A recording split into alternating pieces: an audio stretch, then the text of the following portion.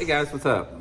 Welcome back here to today's edition of Intuitive Angling, and really appreciate you guys coming by the channel to spend a little time with me. And guys, today we've got a little fun video. We're going to make the case why bass fishing needs to return as far as tournament fishing, rules and regulations, to the traditional flasher.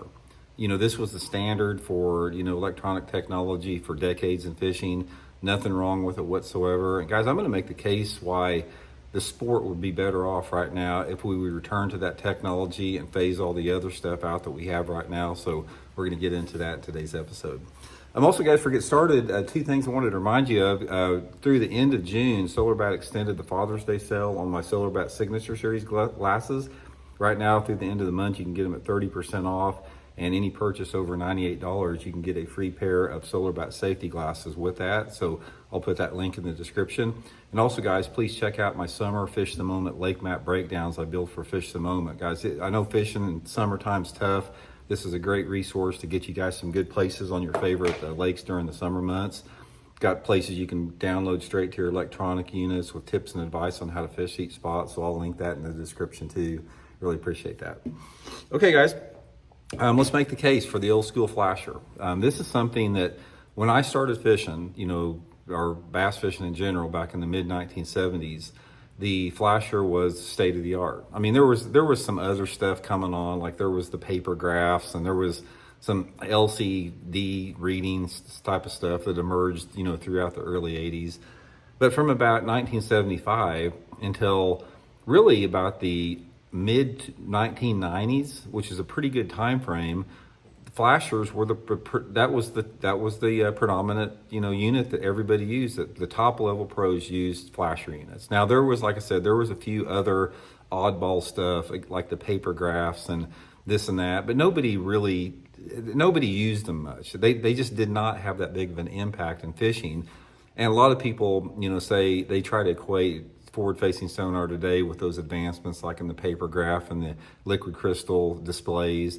It ain't nothing like that. And it never had any impact in the tournaments. Every tournament angler that dominated from, the 70s, 80s, and up until about the mid-90s was with flasher technology. And then we started getting into advancements into two-dimensional sonar, liquid crystal displays, side imaging came about, down imaging, and finally, the most destructive thing ever hit to the sport, forward-facing sonar and live scope, which has completely ruined the sport for most people.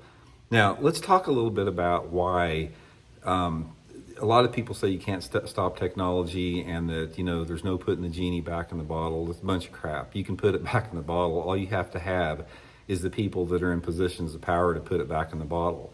Tournament organizations have the power to do that. If they would ban that technology and revert it back to, flasher technology, it's basically back in the bottle. If state conservation departments would understand the impact that this high-tech electronics is having in our fisheries, they could do the same thing. You could effectively take it back to that particular state. Now, of course, the electronic companies are going to fight it tooth and nail, but because, they're out to make as much money as they can without any regards to the future of the sport. They made that clear. But nevertheless, they would still have an awesome product to sell.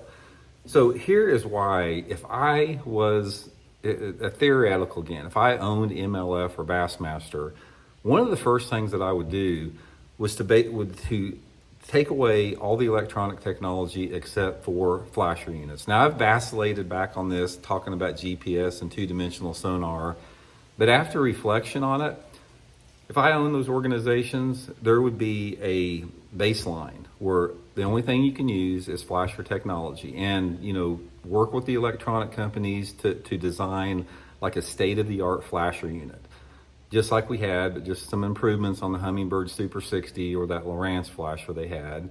No GPS, no two-dimensional sonar, no side imaging, no down imaging, no forward-facing sonar. Just straight flasher technology. That would be the baseline.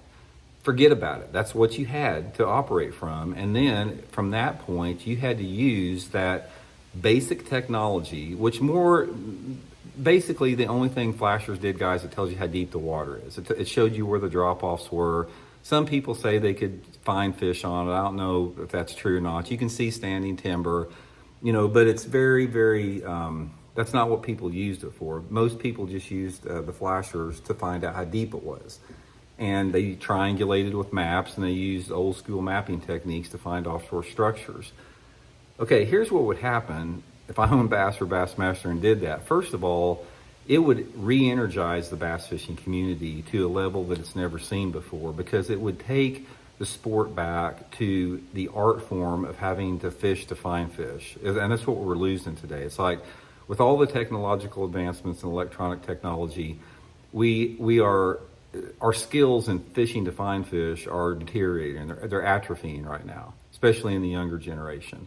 But since you basically only have a unit that tells you how deep the water is, then you have to use all the other skills to your disposal to locate these fish. If you want to fish offshore structures, yeah, you can go ahead and fish offshore structures, but you have to put in the dirt time. You have to get out there off the bank. You have to learn how to triangulate. You have to learn how to read a compass. You have to learn how to, find landmarks. That's the way it was for 30 years in fishing.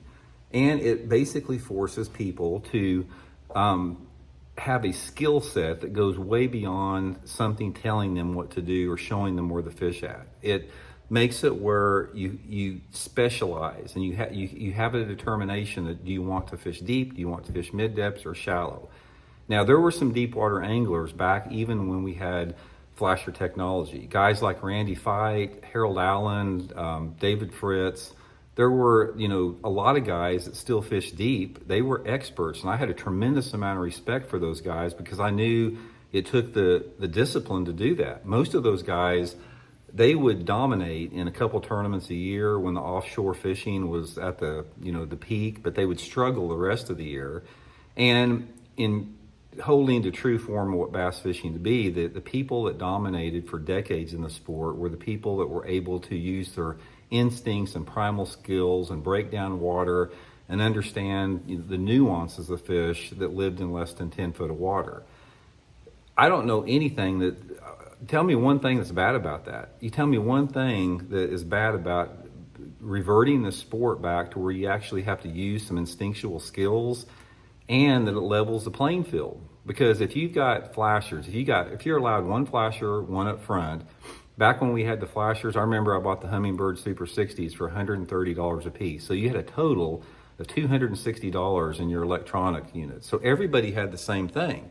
It's not like now where you got some dude rolling in here with $50,000 worth of live scope crap on their boat, and then some other guy is struggling to put food on his table, and he's got a little 7-inch, two-dimensional sonar. That's the income disparity that we see in the sport now. That would take that away. It would put the mystery and the magic back in the sport of fishing. It would make everything in the sport fundamentally better by doing that. The only people that have any complaints about this, again, are the electronic companies. And we have been fed a line of BS and propaganda from the electronic companies that this is what you have to have. The sport is evolving. This makes fishing better. It makes fishing easier. All this type of stuff that's basically just a bunch of crap for allow them to increase their profit margins. That's all it is. So just revolt against it, guys. That's the thing about it. It's like we have the power as a fishing community through our voices and through our buying power to neutralize this and to get it back in there. And we're seeing it right now. We're seeing the surging popularity of the NPFL and the declining popularity of Bassmaster Elite Series, Bassmaster Open, some of the MLF events, due to their, dug-in stance on forward-facing sonar, which offends most people. So it just would be all around, better for the sport by every single metric. So, guys, let me know what y'all think about it. We'll talk later. See you.